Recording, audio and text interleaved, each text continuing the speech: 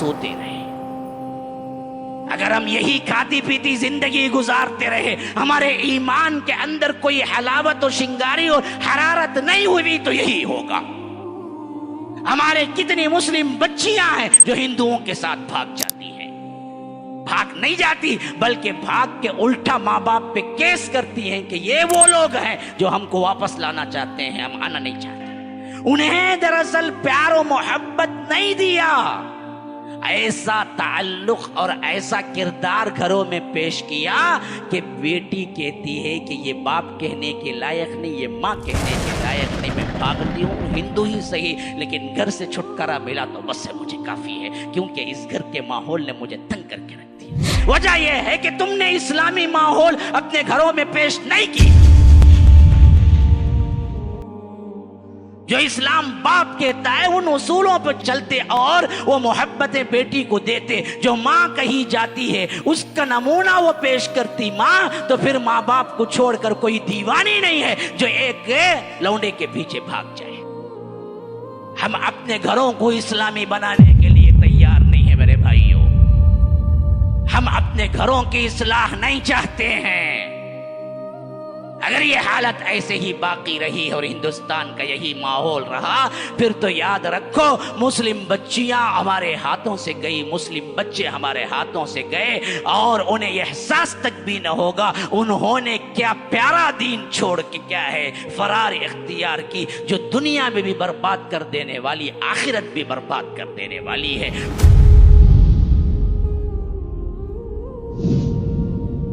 अगर हम ऐसे ही सोते रहे, अगर हम यही खाती पीती जिंदगी गुजारते रहे, हमारे ईमान के अंदर कोई हलावत और शिंगारी और हरारत नहीं हुई तो यही होगा। हमारे कितनी मुस्लिम बच्चियां हैं जो हिंदुओं के साथ भाग जाती हैं, भाग नहीं जाती बल्कि भाग के उल्टा माँ बाप पे केस करती हैं कि ये वो लोग हैं जो हमको वापस लाना चाहते हैं, हम आना नहीं चाहते। लड़कियां नहीं, लड़कों का भी यही हाल है। वजूहात क्या है जी? वजूहात की तलाश में जाओ आप।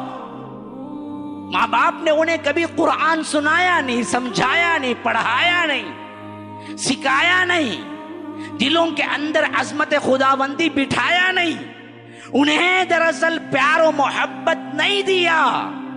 ऐसा ताल्लुक और ऐसा किरदार घरों में पेश किया कि बेटी कहती है कि ये बाप कहने के लायक नहीं, ये माँ कहने के लायक नहीं, मैं भागती हूँ, हिंदू ही सही लेकिन घर से छुटकारा मिला तो बस से मुझे काफी है, क्योंकि इस घर के माहौल ने मुझे तंग करके रख दिया। घर मुझे पसंद नहीं है। इन घरों के ये माहौल तुमने पेश किए, उसे 19 साल 20 साल 18 साल 17 साल तुमने जो घर के माहौल उसे पेश किए, उससे उसे मोहब्बत नहीं है। वजह यह है कि तुमने इस्लामी माहौल अपने घरों में पेश नहीं किया। जो इस्लाम बाप कहता है उन उसूलों पर चलते और वो मोहब्बतें बेटी को देते, जो माँ कही जाती है उसका नमूना वो पेश करती माँ, तो फिर माँ बाप को छोड़कर कोई दीवानी नहीं है जो एक लौंडे के पीछे भाग जाए। वजूहात क्या है सोचो। मेरे जज्बाती अल्फाज पे गौर ना करो, मेरे दर्द दिल को गौर करो, सोचो वजूहात क्या है। हम अपने घरों को इस्लामी बनाने के लिए तैयार नहीं है मेरे भाइयों, हम अपने घरों की इस्लाह नहीं चाहते हैं।